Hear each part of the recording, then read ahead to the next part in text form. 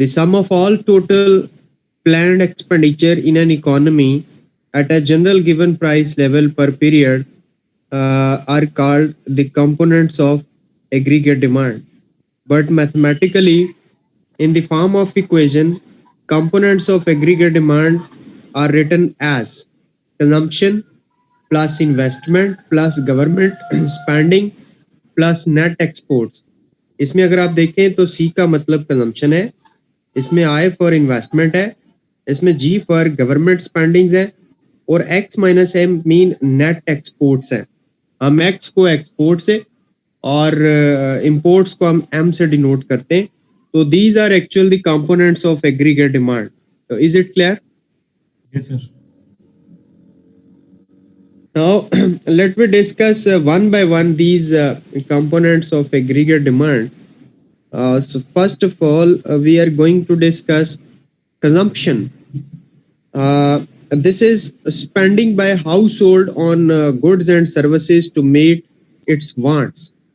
लोग जो है अपनी ख्वाहिशात को पूरा करने के लिए जो हाउस होल्ड, जो घरों में जो फैमिलीज रहती हैं, गुड्स और सर्विसेज पे जो स्पेंड करती हैं, हम उसको कंजम्पशन कहते हैं. Example given, food, clothes, TV service.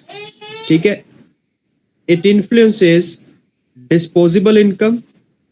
More consumers have typically the higher aggregate demand. Distribution of income and even distribution causes a greater rise in aggregate demand.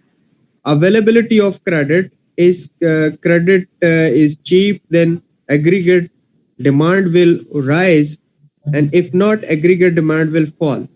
तो कंजम्पशन के बारे में आपको यहाँ पे बताया गया कि हाउस होल्ड जो गुड सर्विसेज में कंज्यूम करते हैं वो कंजम्पशन है. उसमें फूड पे वो कंज्यूम करते हैं, वो क्लॉथ्स पे कंज्यूम करते हैं, वो टीवी सर्विसेज के ऊपर कंज्यूम करते हैं. कौन कौन सी चीजें कंजम्पशन को इन्फ्लुएंस कर सकती हैं? उनकी डिस्पोजेबल इनकम कर सकती है.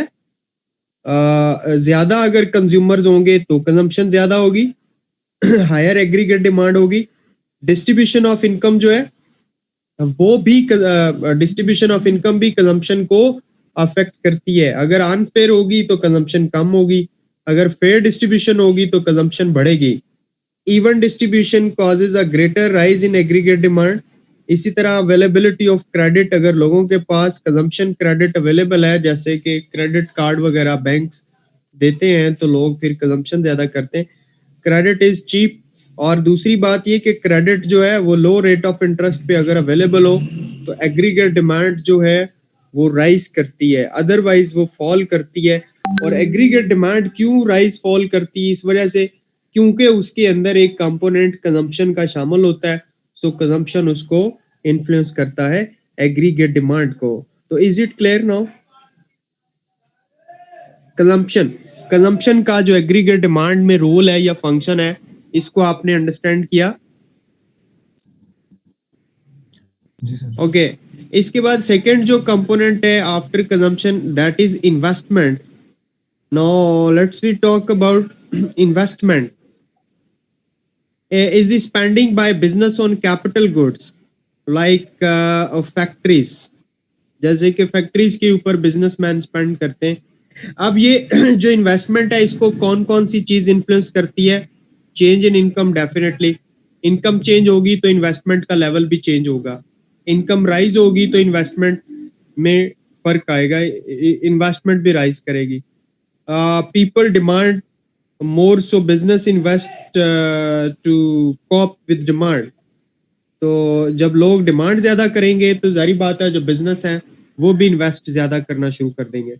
उसके अलावा रेट ऑफ इंटरेस्ट पे डिपेंड करता है, क्योंकि बहुत सारे लोग इन्वेस्टमेंट करते हैं बैंकों से कर्जा लेके.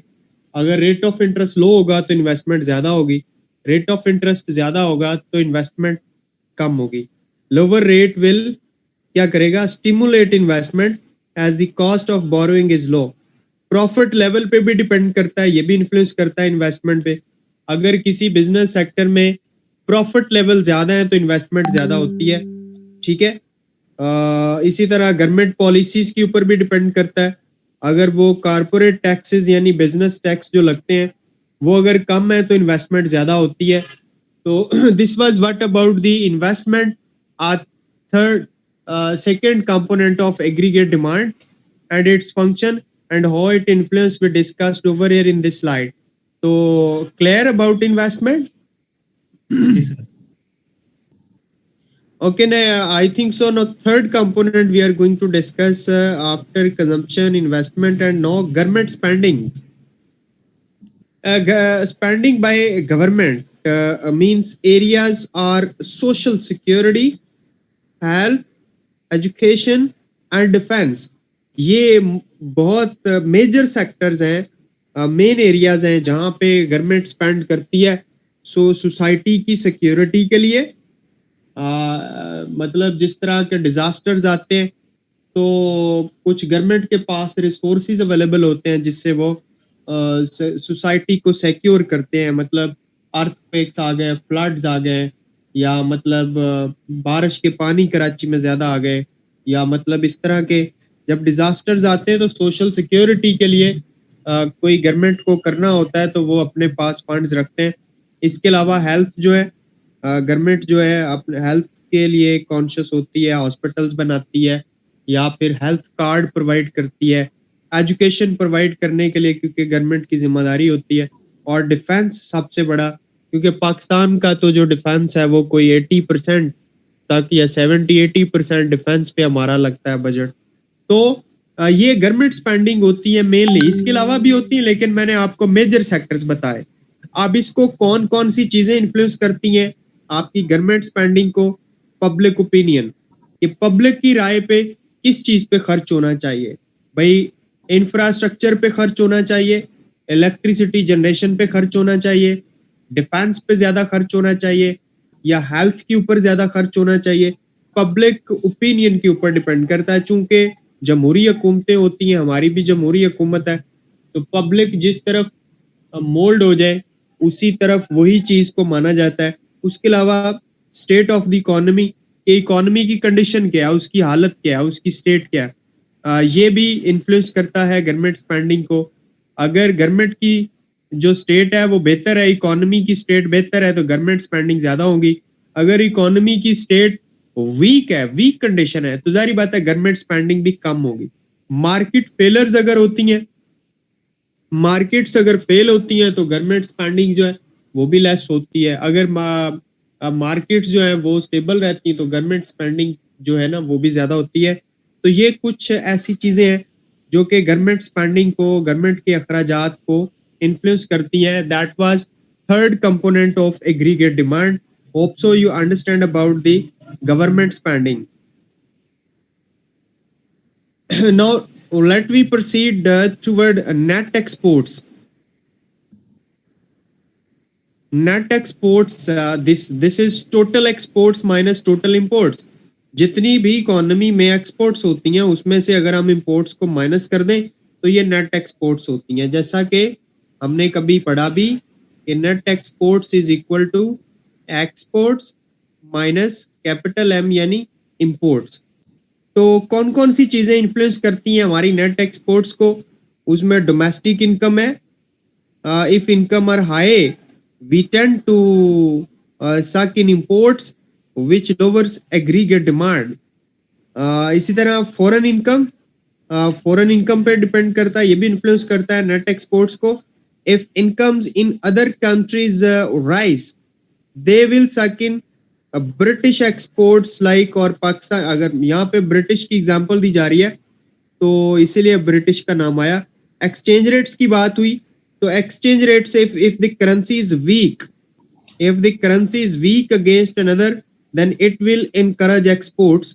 तो इससे जो एक्सपोर्ट्स हैं वो आपकी इनकरेज होती. तो ये कुछ चीजें हैं, डोमेस्टिक इनकम है या फिर आपकी फॉरेन इनकम है या फिर आपके एक्सचेंज रेट्स हैं. ये तीन ऐसी चीजें हैं जो नेट एक्सपोर्ट्स को इन्फ्लुएंस करती हैं. अगर एक्सचेंज रेट हाई है, ज्यादा है एक्सचेंज रेट, तो जारी बात है आपकी जो नेट एक्सपोर्ट्स हैं वो लेस होंगी या फिर नेगेटिव में चली जाएंगी. और अगर एक्सचेंज रेट लो है, मतलब इंटरनेशनल करेंसी के बदले में आपकी करेंसी की वैल्यू, कदरों कीमत ज्यादा है, जारी बात है नेट एक्सपोर्ट्स फिर आपके लिए फेवरेबल कहलाएंगी. ये थे चारों के चारों कंपोनेंट्स एग्रीगेट डिमांड के जो हमने अब तक डिस्कस किए. लेकिन एग्रीगेट डिमांड जो है हम उसको ड्राइव कैसे करते हैं? The graph of aggregate demand is in front of you.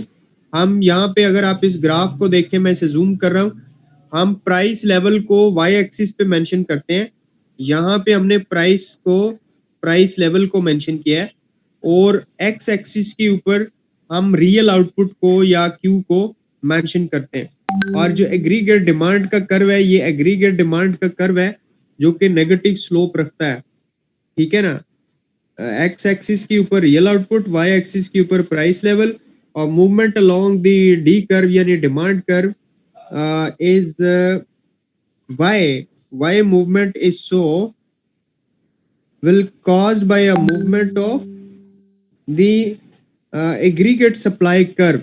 ये जो मूवमेंट है इसकी जो पॉजिटिव है सॉरी नेगेटिव है, ये एग्रीगेट सप्लाई कर्व की मूवमेंट की वजह से होती है, ठीक है। तो एग्रीगेट डिमांड कर्व की स्लोप को आपने देखा, इस तरह हम एग्रीगेट डिमांड कर्व को ड्राइव करते हैं और इसकी डेरिवेशन के बाद इसकी मूवमेंट की भी बात करते हैं। एक तो मूवमेंट इस कर्व के ऊपर होती है और एक मूवमेंट होती है शिफ्टिंग की।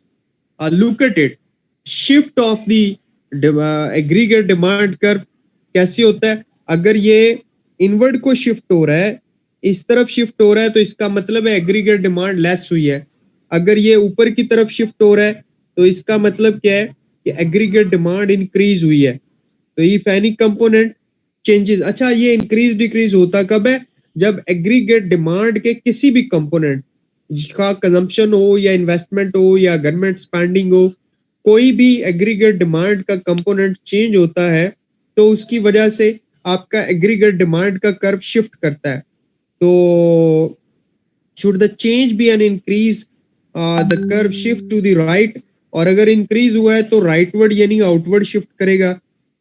If it is a decrease it shift to the left, और अगर डिक्रीज होता है एग्रीगेट डिमांड में या कंपोनेंट वर्स ऑफ जाता है कोई, तो जो एग्रीगेट डिमांड का कर्व है वो ओरिजिन की तरफ, इनवर्ड की तरफ, इस तरफ शिफ्ट होता है, ठीक है।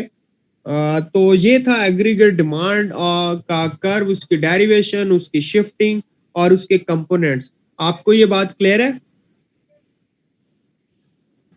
Is it clear? Yes sir. कोई क्वेश्चन आपका इसके बारे में? अदरवाइज हमने आप कोई दूसरा टॉपिक स्टार्ट करना है इसके अलावा। कोई क्वेश्चन है तो पूछ लें please. Explain the components of aggregate demand. How components of aggregate demand affect national income equilibrium. तो ये बेसिक लेवल का है। अभी सब्जेक्टिव का मतलब इसमें ऑब्जेक्टिव आ सकता है। सब्जेक्टिव तो शाजो नादरी ये पूछे, लेकिन जो सब्जेक्टिव क्वेश्चन है वो थोड़े आगे हैं।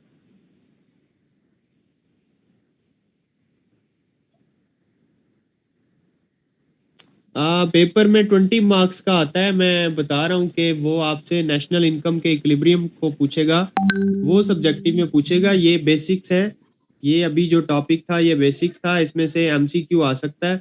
बहुत शाजो नादर है कि वो लॉन्ग क्वेश्चन इसमें से पूछे। सर ये इक्विलिब्रियम वाला है ना? ये इक्विलिब्रियम आगे आएगा। अभी हमने एग्रीगेट डिमांड और उसके कंपोनेंट्स को पढ़ा है। इसमें ऑब्जेक्टिव एमसीक्यू पूछा जा सकता है। बाकी जो 20 मार्क्स का क्वेश्चन है वो आगे से आएगा, थोड़ा सा आगे चल के अगले 1-2 लेक्चर्स में आएगा, ठीक है। जी ठीक है। इसका मतलब है हम जो लेबर सप्लाई और लेबर डिमांड है या इक्विलिब्रियम, उसको हम स्टार्ट करने जा रहे हैं।